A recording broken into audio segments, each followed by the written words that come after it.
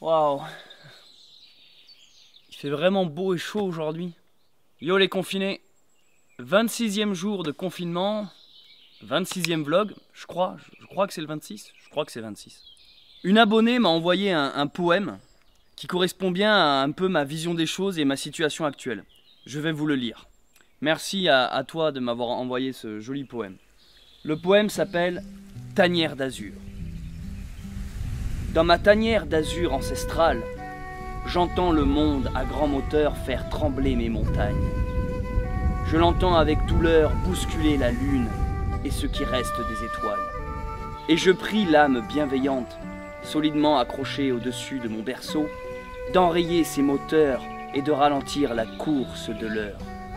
Il nous faut retravailler la chaussée et les petits ponts qui traversent nos silencieux vallons blasés, refleurir nos collines de mots chaleureux et de laine cousu main. Poème de Thomas Chaline, écrit en 2016.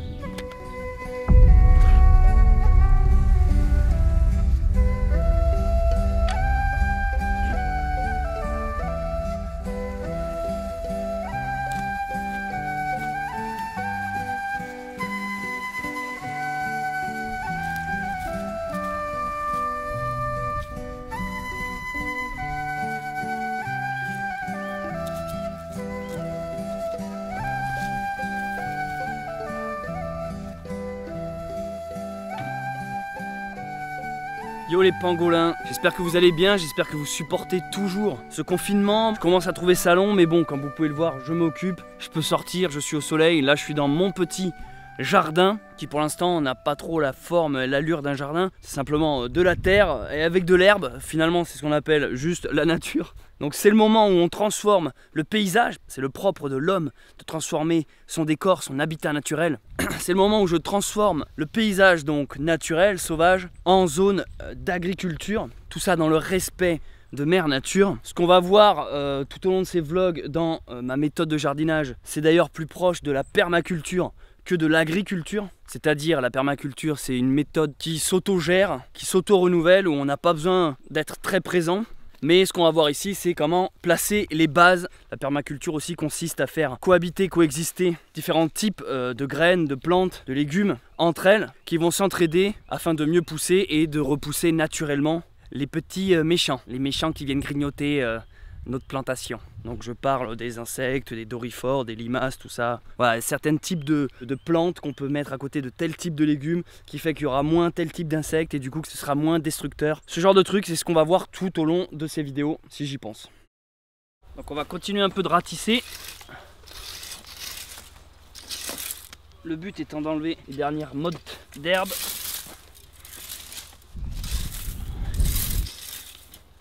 Donc maintenant que j'ai bien ratissé, je vois qu'il y a des endroits où il reste de l'herbe. Ça me permet de les visualiser plus facilement et donc de les retirer. En plus la terre là, elle est bien. Voilà, j'ai pas besoin de forcer, ça vient tout seul. Parce qu'on lui a donné déjà un premier labour. Ah, ici on a une grosse racine. Bien sûr le but c'est quand même de retirer simplement l'herbe, pas la terre. Là on voit qu'il y a des racines de mon ancien jardin qui sont encore là. Ben, c'est moi qui vous dis que ça donne chaud tout ça. On va faire tomber la chemise et que ça commence à être pas mal là. Ouais bah c'est pour ça que je t'appelais, c'était pour avoir de tes conseils, ouais. Non moi non plus, les petits pois j'en ai pas là, j'en ai pas. Ouais. Mais les carottes, fais attention de ne pas les faire trop... Tu t'en as acheté des graines de carottes, non? Ouais j'ai des carottes aussi, ouais. De pas les mettre trop profond. Ouais je vois. Ouais, après il faut éclaircir en fait. Je vais faire à la main, t'inquiète pas.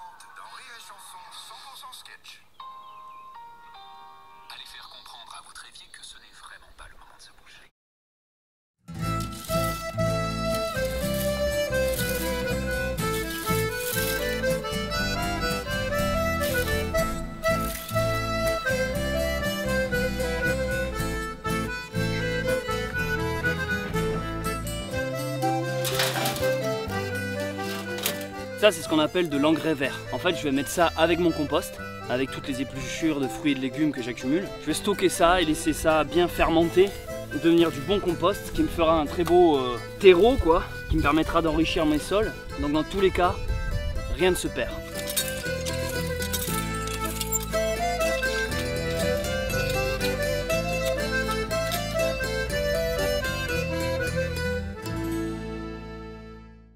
Bon, là je suis assez content de ce que ça donne. On a bien délimité le terrain. J'ai fait un joli carré. Voilà, ce que j'ai fait ce matin, c'est que j'ai agrandi un peu plus par ici. La terre est encore un peu fraîche, ça vient d'être tournée. Mine de rien, ça m'a pris du temps. Donc en fait, je vais faire par parcelle. Donc là, dans un premier temps, je vais faire tout ce carré-là. Dans un second temps, un peu plus tard, je viendrai m'occuper de ce carré-là. Et également ici, un autre carré. Puis après, on verra plus tard, parce que là, il faut tout que je recommence. Ça fait longtemps que cette terre-là, elle n'a pas été occupée. Du coup, ça a vraiment pris... Celle-là, on va dire, elle était un peu plus facile à faire. Donc avec toutes les graines que j'ai, je vais commencer par faire des sillons et mettre mes graines une à une. Et si besoin, si ce carré, je l'estime trop petit, bam, j'étendrai par là, puis par là-bas. Allez, c'est parti pour le sillon.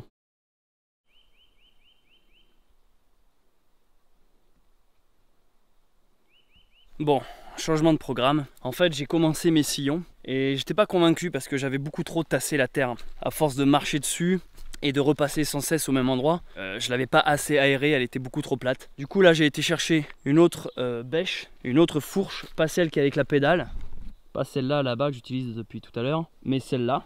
Et du coup là, je retourne, j'en ai profité pour agrandir encore, j'ai débordé ici, donc j'ai encore plus agrandi. Et là, je retourne et cette fois, j'évite de marcher sur la partie vraiment fraîchement retournée. Honnêtement, ça fait longtemps, très longtemps que j'avais pas fait de jardin. Et j'avoue que le temps que les trucs me reviennent, les réflexes, les habitudes, faut aussi faire confiance en la nature, en la vie. Je veux dire, je suis pas un jardinier professionnel, je suis pas un agriculteur pro. Moi je te dis, à un moment donné, je vais pas me casser les burnes, je vais juste jeter mes graines comme ça et puis on verra. Inch'Allah, comme disent les étrangers. Non, je rigole. Mais qu'ils viennent pas par chez moi. Parce que sinon, il est du. Regardez ce que j'ai chopé. Ça, c'était une énorme racine qui était dans le sol. Je voulais pas l'arracher à la base, mais elle s'est arrachée toute seule en fait. Elle est pas très... D'habitude, les racines, c'est très résistant. Là, vous voyez, ça tombe vraiment... Qu'est-ce que c'est? On dirait du gingembre. Elle m'a pas posé trop de difficultés. Allez, on arrive à la fin du bêchage. On va quand même ratisser après pour aplanir un peu, égaliser. Ah ouais, pas mal. Ah, j'aime bien là. Ah ouais, là, il a une autre gueule. Donc maintenant, on va éviter de trop marcher dedans.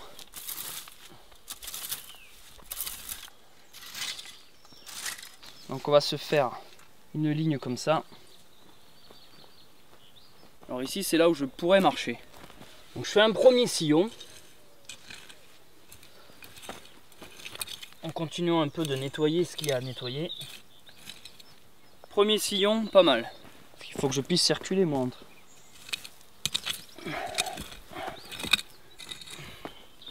Allez, nickel. Donc le concept, le principe, c'est de laisser quand même assez espacé, de manière à ce que ça ne se gêne pas lorsque ça va pousser, que ce soit au niveau du sol, mais également à l'extérieur avec la lumière, ça ne se fasse pas de l'ombre.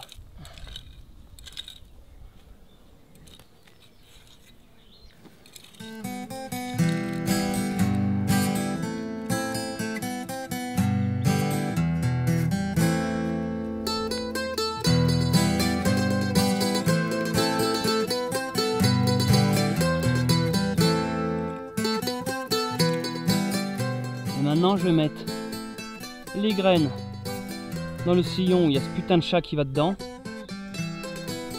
Je vais commencer avec des graines de poireaux. Savoir que les poireaux, pour que ça aille plus vite, on peut directement les acheter en plant, c'est-à-dire déjà prêts à planter. Ça ressemble à des crottes de souris. J'en ai beaucoup.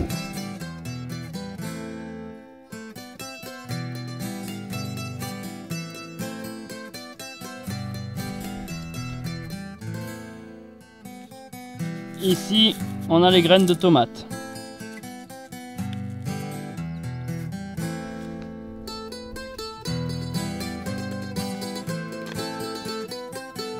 Ici, je suis sur des graines de choux.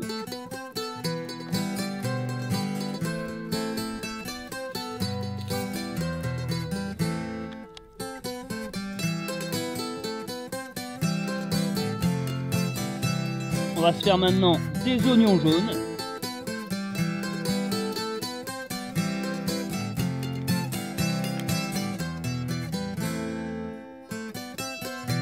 Celle-là, elle est très reconnaissable. C'est la courgette.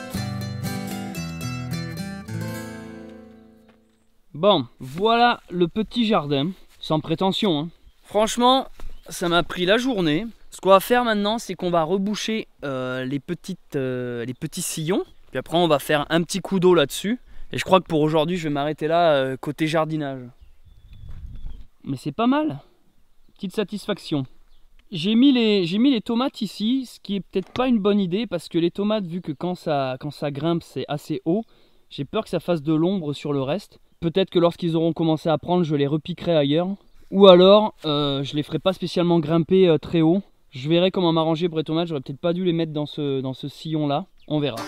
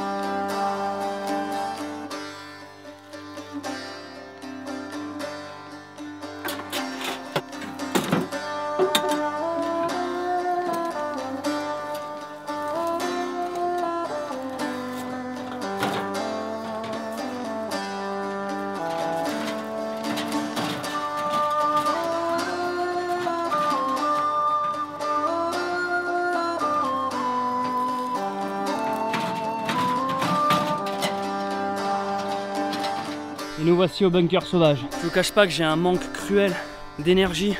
J'ai bossé la terre toute la journée. Et j'ai rien mangé là, depuis ce matin, le petit déj, avec le jeûne intermittent. Là il va être 19 h et j'ai toujours pas bouffé. Donc je vais aller manger. Ça fait du bien. Celle-là, on l'a pas volée.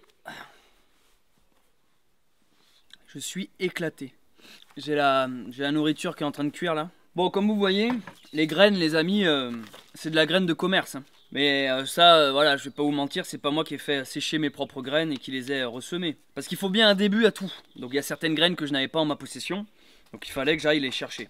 Mais sinon, comment faire? Ben, quand vous mangez des fruits ou des légumes, vous récoltez les graines, vous les faites sécher. Et puis vous pouvez les replanter. Ou alors vous pouvez aller directement voir des maraîchers qui vendent directement des plants prêts à repiquer, prêts à être plantés. Voilà, il y a plein de solutions.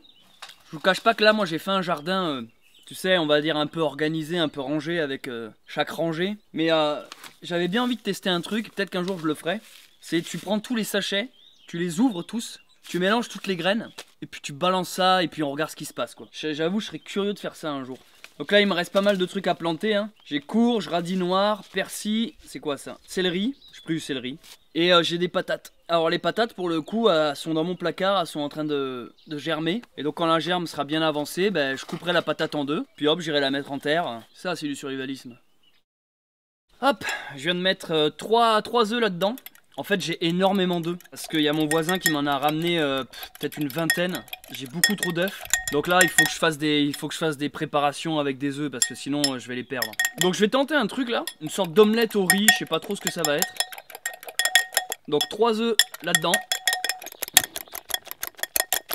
Je vais mettre un peu de lait. On va mettre un peu de bière. Je vais mettre du sel, du poivre, de l'herbe de Provence, du thym. Et puis on va y aller comme un gros porc. Je vais mettre du riz. Expérimentation là.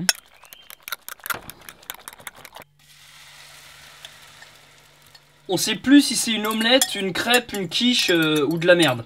Hamdoullah. À vous t'es jaloux. À vous t'es jaloux de voir l'ombre du micro sur mon pancake.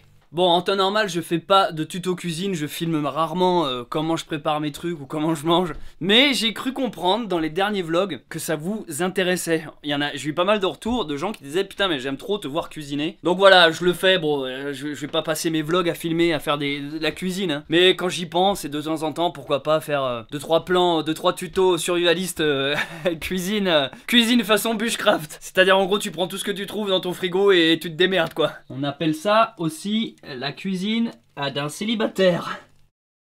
les arbres sont en fleurs, ça sent bon, les oiseaux chantent. Et moi je me fais mon petit apéro sur ma terrasse comme un grand garçon. Aujourd'hui je suis éclaté les amis. Bon après j'ai bien bossé là, j'ai les mains éclatées. Avoue t'es jaloux. Allez avoue t'en as marre que je te demande d'avouer. Est-ce que tu as remarqué ma petite technique de survivaliste de mettre à chaque fois du petit persil vert, ce qui fait quand même toute la décoration et ce qui rend d'un coup n'importe quel plat joli.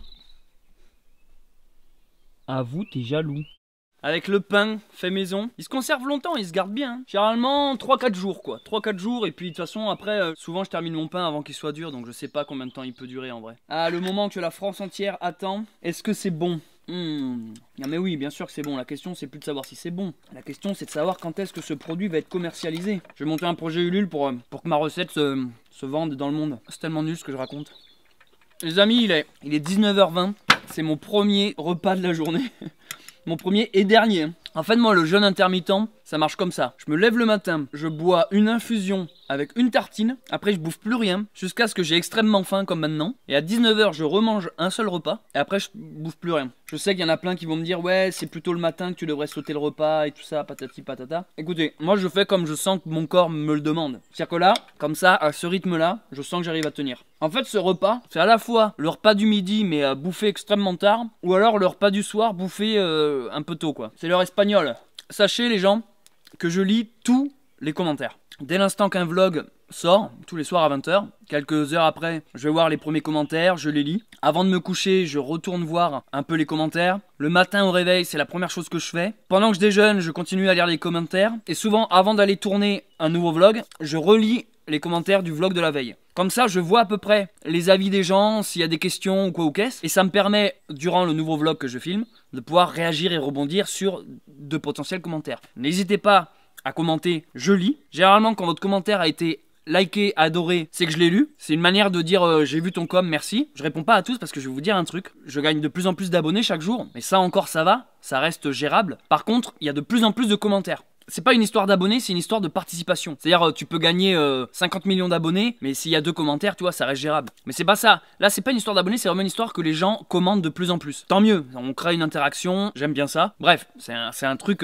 parce que en fonction de vos commentaires, ça influencera, ça changera le vlog du lendemain. Il y a une interactivité, et franchement, c'est l'intérêt de YouTube. C'est vraiment l'intérêt de YouTube. Quand tu vas au cinéma voir un film, quand tu vas voir Star Wars, tu peux pas laisser un commentaire sous la vidéo, tu vois. Et puis George Lucas, il s'en bat les races de ton commentaire. Oui, Dark Maul, c'est le meilleur des personnages. Non, Dark Maul c'est le pire des personnages précisément. Le meilleur des personnages c'est Wicket dans les Ewoks. Vu qu'il y a de plus en plus de commentaires, ça devient extrêmement difficile de répondre. En fait, je passerai mon temps à faire ça sinon. C'est-à-dire que je me lève le matin, si je réponds à tous les commentaires, je ferai rien d'autre. Je pourrais pas aller dehors, faire le vlog du lendemain, enfin, je pourrais pas en fait. Donc en fait, la manière que j'ai trouvé de vous remercier, c'est de adorer votre commentaire, manière de dire que je l'ai lu. Donc voilà, je voulais juste signaler ça. Et après l'autre truc c'est que je voulais rebondir sur un commentaire d'une personne qui a voulu me clasher en me disant mais bon ça je m'y attendais en même temps. En me disant oui tu chiales pour une souris qui est morte parce que j'avais fait un vlog où je disais que j'étais triste à cause d'une souris. T'es pas un vrai survivaliste. Mais quel blaireau putain. T'es pas un vrai survivaliste. C'est pas demain la veille que tu pourras aller chasser une bête dans la nature et tout. Donc je vais pas m'attarder sur les commentaires négatifs parce que franchement il y en a quasiment pas à côté de tous les commentaires positifs. Mais forcément les négatifs c'est ceux qui nous titillent un peu et c'est ceux sur lesquels on a envie un peu de répondre tu vois. Donc déjà je vais te répondre va niquer ta mère. Et ensuite tu vois quand t'es dans un mode survie tu vas avoir besoin d'aller chasser et donc potentiellement doter la vie à un animal pour te nourrir. Tu n'es pas dans un même rapport que lorsque tu vois un animal qui souffre sur lequel tu n'as pas eu d'impact, c'est pas ta faute pourquoi il souffre et quand bien même tu n'as pas envie de le voir souffrir. Et si tu ne comprends pas ça, tête de bite, c'est que t'es la pire des sous-merdes. Donc en fait, le véritable survivaliste, mon gars, c'est moi. Parce que moi, je vis avec la nature, je vis en harmonie avec elle. Et oui, en effet, si un jour je dois me nourrir et tuer des animaux, type petit gibier ou gros gibier, je le ferai, mais ça sera dans un cas extrême. Et dans tous les cas, je le ferai de manière respectueuse, sans faire souffrir la bête, en remerciant Mère Nature. Tu comprends ou pas ce que je te parle ou t'es trop con? Non, je pense que tu comprends pas, t'es trop con. Mais ça veut pas dire pour autant que je suis content de voir un animal souffrir. Comme par exemple mon chat qui me ramène une souris à moitié morte. Ça connecte ou pas dans ta tête? Écoute, en tout cas, si c'est ça ta définition du survivalisme, en effet, je suis pas un vrai survivaliste. Et je suis bien fier de pas en être un parce que dans ce cas, c'est que vous êtes tous des gros abrutis. Mais honnêtement, vu qu'il y a plein d'autres survivalistes qui se sont abonnés et qui commentent, je vois qu'en fait, ils sont cool les autres. C'est juste toi qui es con en fait. Voilà. Allez, nique-toi bien. On est sur du vin rouge ce soir. Ah, j'ai pris une bonne douche après avoir travaillé la terre. J'ai que des retours positifs sur les derniers vlogs. Je viens encore de lire les commentaires. C'est trop cool, ça fait vraiment chaud au cœur. Ça m'aide à tenir ce confinement de manière beaucoup plus agréable, de se sentir virtuellement aimé. Pourquoi j'ai un slip qui est suspendu là-bas? J'ai un slip qui est en train de sécher, mais genre il est juste suspendu sur... C'est le slip avec lequel j'ai fait du sport, ça c'est quoi ça? Ah mais non, putain, c'est pas un slip, c'est mon t-shirt. Putain, il était plié, d'accord. J'ai des t-shirts qui ressemblent à des slips, d'accord. Ouais. En tout cas, il sent le slip. Je dis des conneries, mon niaou. Je dis des conneries, mon niaou. Et les gens s'abonnent. Tu t'en rends compte, niaou? Oh, ils s'abonnent pour toi, en fait. Mon niaou, ils s'abonnent pas pour moi, tu sais, les gens. T'as un personnage culte dans ces vlogs, mon chat, tu sais. Mais c'est moi qui vais toucher les royalties, nia niaou. C'est comme la chaîne Bubble Tea. Je fais travailler mes enfants, mais l'argent revient à moi. Parce que j'ai pas besoin d'ouvrir un compte épargne pour toi, mon niaou. Hein? Parce que t'auras jamais tes 18 ans, Maniao. Tu les as peut-être même déjà en âge de chat, Maniao, les 18 ans. Ah! Et on dirait mon ex, qu'elle sort les griffes, qu'elle se contrôle plus que... Ah, je vrille. Je vrille, les amis. Qu'est-ce que j'ai marqué là-dedans? Faire ses conserves en bocaux, d'accord. Qu'est-ce que j'ai à vous conseiller? L'homme qui plantait des arbres, alors ça c'est fait. Alors, je vais vous recommander une web-série d'un collègue vidéaste. Voilà, comme je vous ai expliqué, à l'époque, cette chaîne YouTube sur laquelle vous êtes, Bunker Sauvage, s'appelait pas Bunker Sauvage, s'appelait Super Infini. Et sur cette chaîne YouTube, Super Infini, je faisais du contenu, des vidéos. Les étés, pendant plus de 10 ans, chaque été, juillet et août, j'étais intervenant vidéo dans une colonie de vacances. En gros, je passais mon été dans une colo, et c'était une colo cinéma. Et moi, en fait, j'étais animateur vidéo. C'est pas vraiment animateur, parce que j'ai pas mon BAFA et tout ça. C'était vraiment juste intervenant vidéo. J'étais embauché juste pour leur faire l'activité vidéo. Et du coup, on a fait des courts-métrages. Donc j'en ai du court-métrage amateur tourné avec des gamins. Une collection idéale pour tout bon pédophile qui se respecte. Non, ce que je veux dire par là, c'est que en tranche d'âge, ça allait aussi bien vers du tout petit que du moyen, que du pré-ado, enfin bref, j'ai eu un peu toutes les tranches d'âge. Et ce que je voulais dire, c'est que ces courts-métrages-là, après chaque été, généralement je les diffusais sur ma chaîne Super Infini. Je disais, j'ai été faire des courts-métrages cet été, je vais vous les diffuser. Et je les diffusais. Ça m'a ouvert des portes de diffuser ça. C'est qu'en fait, il y a beaucoup d'associations en France, ou même des festoches, qui se concentrent exclusivement sur des films réalisés par des ados, ou des enfants du moins. Et du coup, forcément, j'ai été démarché par plein d'associations, de structures ou de gens, tout simplement, de particuliers, qui me disaient mais mec c'est génial, moi j'ai une asso, moi j'ai une école, moi je suis un stit, tiens j'aimerais faire un court-métrage avec mes élèves. Bref, et du coup voilà, ça m'a déclenché des réactions qui fait que je suis rentré en contact avec différents types de structures et de gens, et également de festivals. J'ai été jury pour un festival de films spécial ado. Je m'égare. Ce que je veux dire, c'est que dans tout cet amas de gens avec qui on est rentré en contact, il y a une personne qui s'appelle Jean-Jacques qui m'a contacté et qui m'a dit mec, j'aime beaucoup les films amateurs que tu fais, sache que moi je suis un stit, et avec ma classe, on a écrit une web-série, et elle est en ligne si tu veux aller la voir, et tout ça. Et du coup, moi vu que j'aime bien le cinéma amateur, et là je parle pas de porno quand je parle de cinéma amateur, je parle du cinéma fait par des passionnés, mais qui n'ont pas les moyens professionnels, donc de l'amateurisme, j'ai été voir. Honnêtement, pour être franc avec vous, souvent quand on va voir ces films-là, c'est souvent pas terrible. C'est souvent maladroit, mal filmé, le son est à chier, les acteurs jouent mal, les éclairages sont foireux. Et là, quand je clique sur le lien que Jean-Jacques m'envoie, putain, une claque audiovisuelle. C'était carrément professionnel, sur tous les niveaux. Les costumes, les décors, le jeu des acteurs, les scénarios, la qualité du montage, de la musique, bref, je tombe sur une web-série, mais mon gars, je vous jure, de qualité. C'est-à-dire que vraiment, j'étais sur le cul, j'ai été embarqué dans l'histoire. Oula, ça fait trop longtemps que je parle, j'ai... Ah, le sang du Christ. C'est là qu'on sait qu'on est dans la bonne religion. Je vais me faire strike. Bref, tout ça pour vous dire que... je me barre sur mes corps. Tout ça pour vous dire que la web-série... En fait, j'ai tellement kiffé que je me suis bouffé tous les épisodes en 2 soirs. La musique m'a emporté, enfin j'ai vraiment aimé l'histoire. On sentait derrière un gars qui est passionné d'audiovisuel et qui a réussi à motiver sa classe d'élèves pour faire un bon truc. Mais quand on dit ça, tu sais, on s'attend toujours à une vidéo à la con sur la prévention, l'harcèlement de classe, la discrimination. Tu sais, il y a toujours des thèmes un peu récurrents dans les écoles et les institutions. Mais là, pas du tout. Là, c'est juste de la science-fiction, c'est génial. Je peux pas trop vous raconter l'histoire parce que sinon ça va vous spoiler. Bref, la web-série s'appelle Eden. Et du coup, Eden, actuellement, il y a la saison 1 qui date, je crois, d'il y a 2 ans. Et là, en ce moment, au moment où je parle et au moment où vous regardez cette vidéo, il y a la saison 2 qui est en train d'être publiée. Mais la bonne nouvelle, c'est que moi, j'avais tellement kiffé la saison 1 que j'avais répondu à Jean-Jacques. J'avais dit, mais mec, c'est trop bien ta web série, je veux jouer dedans si jamais il y a une saison.